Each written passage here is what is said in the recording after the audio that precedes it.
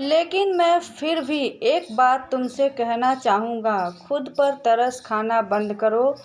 तब तक तुम्हारी ज़िंदगी में कोई बदलाव नहीं आ पाएगा जब तक तुम खुद को बोझ समझोगी। सामने वाला भी हमारी तभी कद्र करता है जब हम खुद को वैल्यू देते हैं। इसलिए अपनी मजबूरी को आगे बढ़ने का हथियार बनाकर अपने लक्ष्य तक पहुंचने की कोशिश करो, क्योंकि जो अपनी मदद खुद करते हैं ऊपर वाला भी उन्हीं की मदद करता है। फिर मैं अपने घर वापस चला गया। आज मैं अपने ऑफिस के लिए निकलने में थोड़ा लेट हो गया था, इसलिए मैं जल्दी जल्दी अपना घर लॉक करके नीचे उतर गया। तभी मेरी नज़र नीचे वाले फ्लैट पर पड़ी। उसके बाहर सामान पड़ा देखकर मैंने राहत की सांस ली, क्योंकि बहुत समय से खाली पड़े उस फ्लैट के कारण पूरी बिल्डिंग में एक मायूसी का माहौल बना रहता था। अब वहाँ एक नए लोग आ जाने के कारण चहल पहल बनी रहेगी। मुझे यह सोचकर बहुत अच्छा लगा। फिर दिन तो मेरा काम करते करते बीत गया और शाम होने पर जब मैं घर पहुंचा तब फिर से मेरी नज़र उस फ्लैट पर पड़ी। उस फ्लैट में अब भी पहले जैसी ही शांति थी। फिर मैं सोचने लगा कि हो सकता है कि सिर्फ अभी इस फ्लैट में सामान ही शिफ्ट हुआ हो और इसमें रहने वाला लोग शायद थोड़े समय बाद आए। दिन भर की थकान के बाद एक गर्मा गर्म प्याली की चाय औषधि का काम करती है, इसलिए मैंने फ्रेश होकर अपने लिए चाय बनाई और बाहर बालकनी में आ गया। तभी अचानक चाय पीते वक्त जब मेरी नज़र नीचे वाले फ्लैट पर पड़ी, तब बाहर बैठी जिस लड़की को मैंने देखा उसे देखकर मैं हैरान रह गया। जब दिमाग पर थोड़ा जोर डाला तो मुझे याद आया कि यह तो वृंदा है, जो मुझे उस समय मिली थी जब मैं अपनी आगे की पढ़ाई पूरा करने के लिए उसके घर में किराएदार बनकर गया था। फिर मैं पास रखी चेयर पर बैठा पुरानी बातें सोचने लगा। मेरे सामने रखी चाय ठंडी होती रही, लेकिन मैं उससे बेखबर अपने ही ख्यालों में डूबा रहा। मामी जी ने आपके लिए यह तौलिया और चादर भेजी है। आपको अपना खाना खुद बनाना पड़ेगा और कमरे की सफाई भी खुद करनी पड़ेगी, क्योंकि हमारे यहाँ काम वाली बाई नहीं आती है। अगर आपको अपने घर के लिए काम वाली बाई चाहिए तो आपको उसका इंतज़ाम खुद करना पड़ेगा। वृंदा ने मुझे यह सब कहा और फिर मुझे टॉवल और चादर देकर तेज़ी से बाहर निकल गई। तब मैंने अपने हाथ में उठाया हुआ सूटकेस एक तरफ रखा और कमरे में अपना सामान लगाने लगा। थोड़ा सा ही सामान था मेरे पास, इसलिए जल्दी ही मेरी सारी सेटिंग हो गई। फिर मैं अपनी किताबें निकालकर पढ़ाई करने बैठ गया। थोड़ी देर बाद मुझे लाइब्रेरी भी जाना था, ताकि मैं थोड़ी किताबें खरीद कर रख सकूं। अरे कम से कम सफ़र की थकान तो उतार लेते, ऐसे पढ़ने की भी क्या जल्दी है। अचानक उस लड़की का स्वर उभरा था, मैं यहाँ मौज मस्ती करने नहीं आया हूँ, बहुत जिम्मेदारियाँ हैं मेरे सिर पर। थोड़े समय बाद मेरा इंटरव्यू है, अगर मैं उसमें सफल नहीं हो पाया तो मेरा यहाँ आना भी बेकार हो जाएगा। मैंने किताब पढ़ते हुए कहा। मेरी यह बात सुन तेज़ी से वह बाहर चली गई। सच कहूँ तो मेरा उस समय पढ़ाई में बिल्कुल भी मन नहीं लग रहा था, क्योंकि थोड़ी थकान भी थी और भूख भी लग रही थी। यह लो चाय और गर्मा गर्म टोस्ट। मामी मंदिर गई हैं, इसलिए तुम्हारे लिए बना लाई, जल्दी से खा लो। बर्तन यहीं रख देना, मैं बाद में ले जाऊंगी। इतना कहकर वह फिर से गायब हो गई। चाय और टोस्ट खाते वक्त मैं वृंदा के बारे में ही सोच रहा था। न चाहते हुए भी मैं उसके प्रति एक लगाव महसूस करने लगा था। फिर अचानक मैंने अपनी इस सोच पर विराम लगाया और पुनः पढ़ाई करने बैठ गया, क्योंकि मैं जानता था कि अगर मैं अपने लक्ष्य में भटक गया तो यह मेरे लिए कदापि अच्छा नहीं होगा। फिर बीते समय के साथ मेरा और वृंदा का एक अनजान रिश्ता बनता जा रहा था। जब जब मैं समय कम होने के कारण अपना रूम साफ नहीं कर पाता था, तब वह चुपके से आकर मेरा कमरा साफ कर जाती थी। सुबह के समय मैं जैसे तैसे अपने नाश्ते के पराठे और रात के खाने के लिए 3-4 रोटी सेक कर रख देता था, क्योंकि मैं जानता था कि दिन भर की थकान के बाद मैं रात का खाना नहीं बना पाऊंगा। इसलिए ही तो रात में कभी कभी सब्जी बन पाती थी, या तो मैं बाज़ार से कोई सब्जी पैक करवा कर ले आता या फिर अचार से ही खा लेता था। इसी क्रम में जब एक दिन मैं लाइब्रेरी से घर वापस आया, तब किचन के स्लैब पर एक कटोरी सब्जी देखकर मुझे एक अनोखे आनंद की अनुभूति हुई। कटोरी के नीचे एक पर्ची रखी हुई थी जिस पर लिखा हुआ था, हर रात को बिना सब्जी के ही रोटी खाओगे तो तबीयत बिगड़ जाएगी। सारा दिन इतनी पढ़ाई करते हो तो कम से कम रात को तो ढंग से खाना खाया करो। उस समय मुझे बहुत तेज भूख लगी हुई थी, इसलिए मैंने तुरंत उस सब्जी के साथ सुबह की बनाई हुई रोटी अपनी प्लेट में लगा ली और खाने बैठ गया। सही में सब्जी बहुत स्वादिष्ट बनी हुई थी। न जाने कितने दिन बाद मुझे आज खाने में स्वाद आया था। उसके बाद तो न जाने कितनी बार वृंदा चुपके से एक कटोरी सब्जी बचाकर मेरे किचन में रख जाती थी। धीरे धीरे बीत रहे समय के साथ मुझे पता चला कि वृंदा अनाथ है, इसलिए वो अपने मामा मामी के पास रहती है। वैसे तो वृंदा कॉलेज जाती है, लेकिन उसकी मामी घर की सारी जिम्मेदारियां उस पर सौंप कर इसी कोशिश में लगी रहती है कि उसकी पढ़ाई किसी तरह रुक जाए। वैसे उसके मामा अच्छी हैं, लेकिन मामी के आगे उनकी एक नहीं चलती है। उसकी मामी उस पर बहुत जुल्म करती थी, इसलिए ही तो मैंने कई बार वृंदा को अकेले में रोते हुए देखा था। उसे इस तरह रोते देखकर मुझे बहुत दुख होता था, लेकिन मैं भी मजबूर था, क्योंकि मैं उसे कोई भी झूठा दिलासा नहीं दे सकता था। फिर वह दिन भी आया जब इंटरव्यू क्लियर हो गया। मैं जॉब की पोस्टिंग अभी होना बाकी था, इसलिए मैं सारा सामान पैक करके अपने घर वापस जाने लगा था। तभी अचानक दरवाजे पर एक हल्की सी आहट हुई। वहाँ पर वृंदा हाथ में चाय की ट्रे लिए खड़ी थी। अंदर आ जाओ, बाहर क्यों खड़ी हो? मैंने उससे कहा तो वह अंदर आ गई। यह समय चाय पीने का तो नहीं है, ना चाहते हुए भी मेरे मुंह से यह निकल गया। चाय पीने का कोई समय नहीं होता, बस चाय पीने के लिए अच्छी कंपनी चाहिए। इतना कहकर वह अपना दुपट्टा अपने हाथों में मसलने लगी। मैं समझ गया कि वृंदा मुझसे क्या कहना चाहती है, लेकिन मैं फिर भी अनजान बना रहा, क्योंकि अभी मेरी पोजीशन ऐसी नहीं थी कि मैं वृंदा का हाथ थाम सकूं।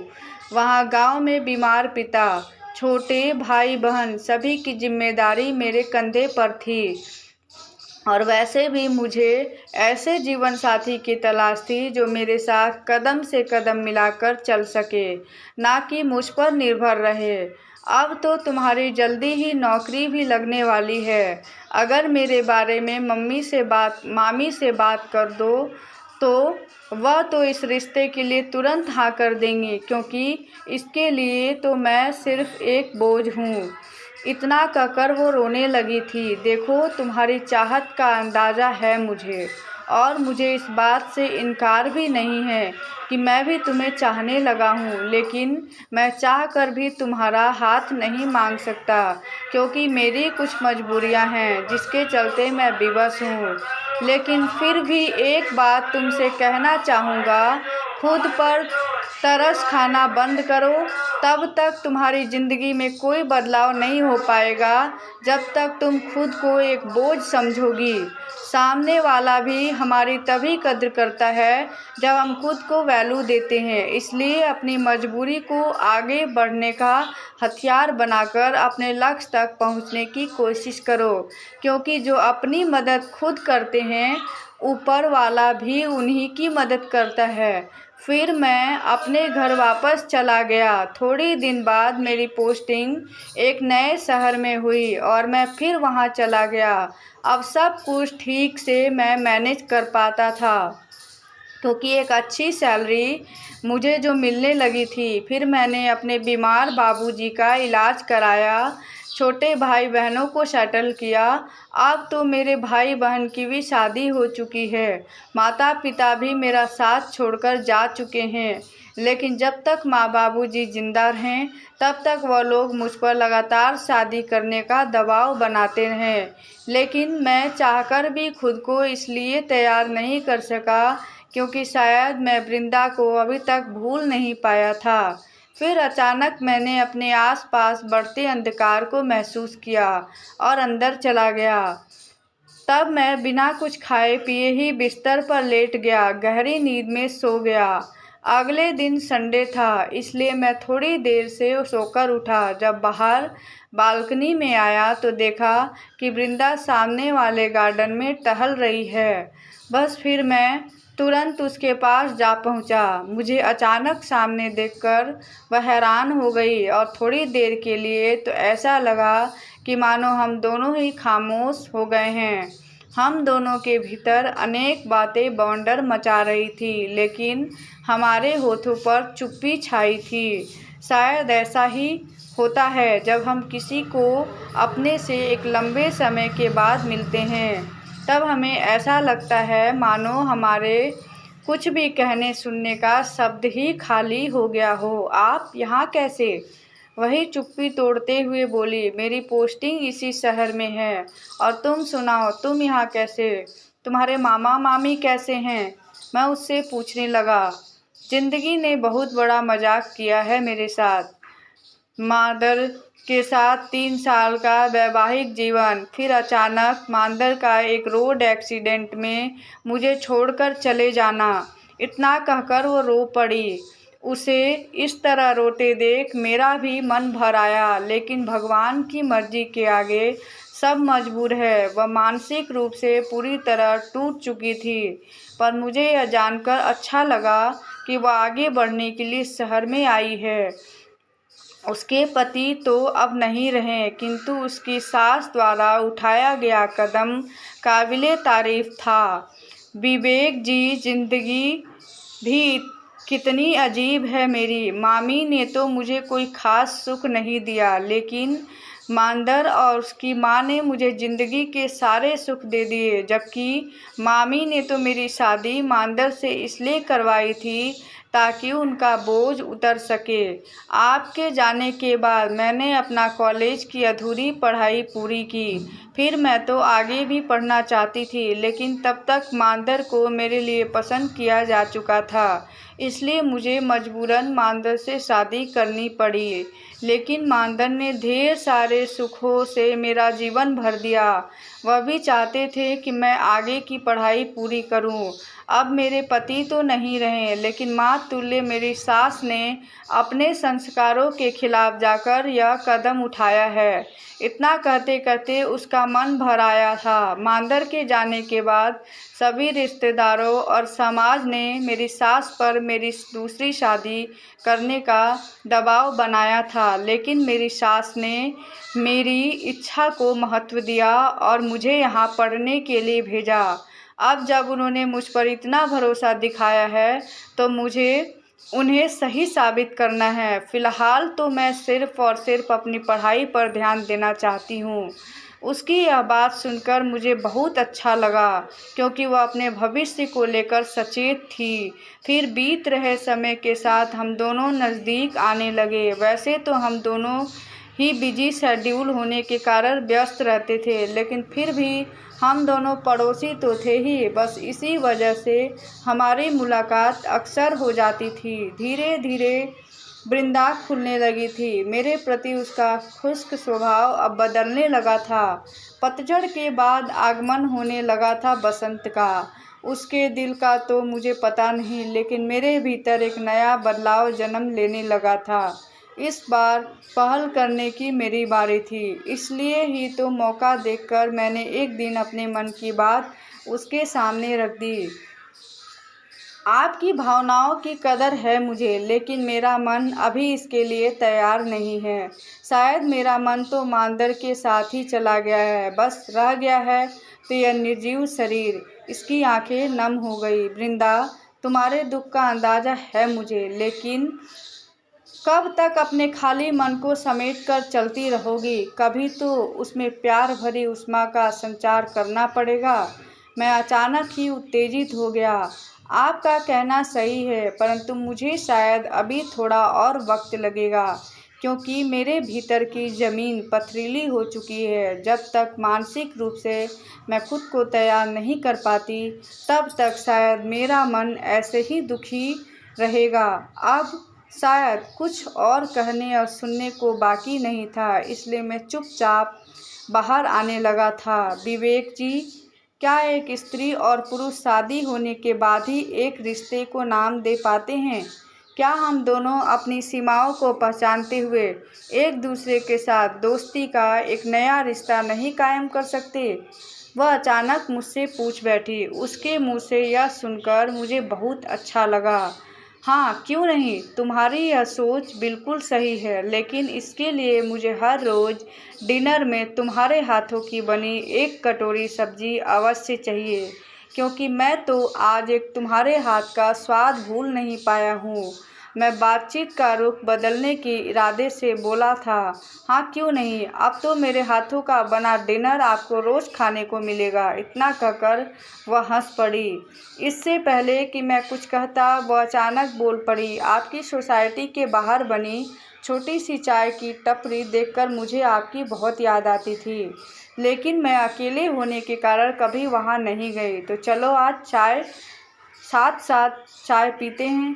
चाय? और इस समय? मैं अचानक उससे पूछ बैठा। चाय पीने का कोई समय नहीं होता। चाय का मज़ा तो तभी आता है जब साथ देने वाला भी आप जैसा हो। उसके चेहरे पर अचानक ही एक मुस्कान उभर आई। ऐसी बात है तो चलो अभी कड़क चाय का मज़ा लेते हैं, और साथ में गर्मा गर्म मक्खन वाला टोस्ट भी खाएंगे। इतना कहकर मैं ज़ोर से हंस दिया। थोड़ी देर बाद हम दोनों उसी छोटी सी चाय की टपरी पर बैठकर गर्मा गर्म चाय का मज़ा ले रहे थे। सच में साथ में मक्खन वाले टोस्ट ने तो चाय का मज़ा ही दोगुना कर दिया। एक प्यारा सा दोस्ती का रिश्ता पनप रहा था हम दोनों के बीच। अब हमारे इस रिश्ते का क्या भविष्य होगा, हम दोनों नहीं जानते थे, लेकिन हमारे पास आज जो है वह बहुत सुंदर है। हमारे लिए तो यही सुखद है। फिर चाय पीने के बाद हम दोनों अपने अपने घर को चले गए।